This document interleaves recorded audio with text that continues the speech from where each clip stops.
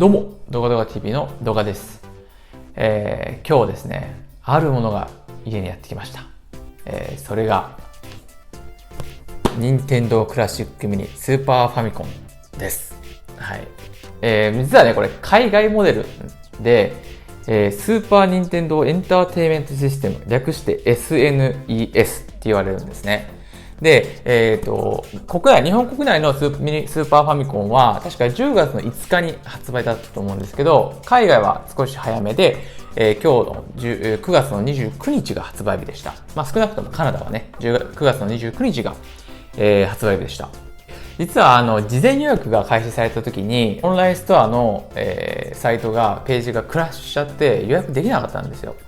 で、まあその時は諦めたんですね。ただ、ここ2、3日、発売日当日に、いくつかあるお店に行って、店舗でも、買うことできるよという情報が流れてきて、じゃあちょっと行ってみようかなと、ダメ元で行ってみたんですよ。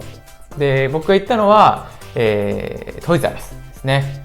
で、トイザらスに、10時オープンなんですけど、だいたい8時50分ぐらい、だから1時間ちょっと前に並んでみました。で、行ってみると、すでにもう60人ぐらい人がいて、で、少しずつ整理券をもらって、で、それでもう確定したと、買うことができたということです。で、金曜日だったんですけど、普通に大人の人たちも並んでて、で、椅子とか持ってきてね、いつから並んでたんだろうっていうぐらい、準備を揃えてきて、並んでる人もいて、で、比較的僕が来た時は余裕があったんですけど、意外と買えちゃいました。はい。で、この海外モデルってね、デザインが日本のモデル、国内モデルと違うんですよね。形だけじゃなくて色合いもちょっと違うんですよね。で、日本のやつだったら、赤、青、黄色、緑だったかなのボタンですけど、こっちはなんかグレーと、パープルとですごいシックな色になってますよね。うん。今はね、自宅にはこういうゲーム機って置いてなくて、そんなにゲームをする時間も正直自分の中でないんですよ。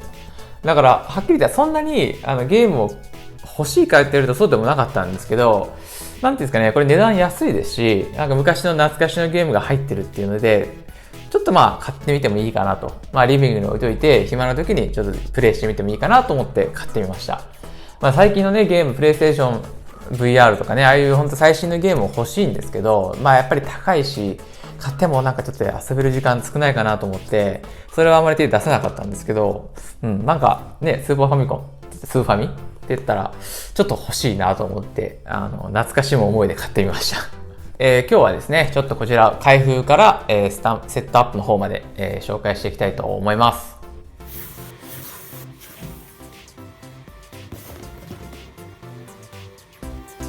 はい、じゃあ開けていきましょう。側面、裏面。こんな感じです。実際ですね、箱も。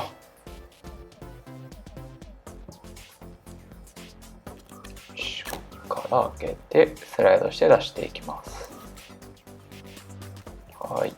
まずね、取扱説明書的なものが入ってます。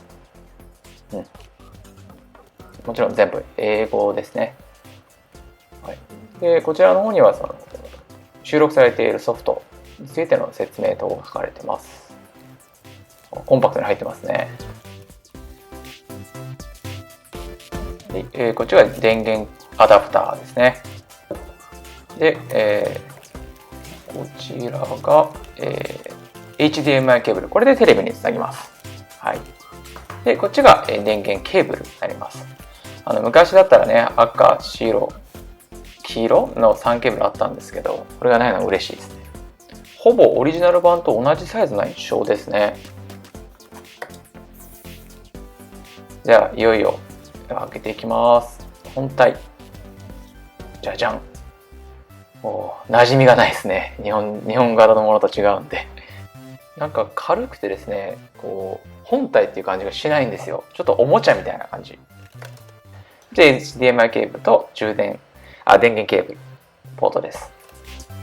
で、ここにコントローラーを本来であれば挿すんですけど、パコッと蓋を外して、ここからコントローラーをそれぞれ挿していくことになります。で、ここに電源ボタンと、リセットボタンですね。リセットボタンはホーム画面に戻る機能です。これをスライドして押すような形になります。こんな小さな本体に21作品のソフトが入ってるわけですよ。じゃあ、挿していきましょう。コントローラー。はい。コードが長いんでね、すごく助かるんですよ、プレイするときに。はい。じゃあ早速スイッチ入れていきましょう。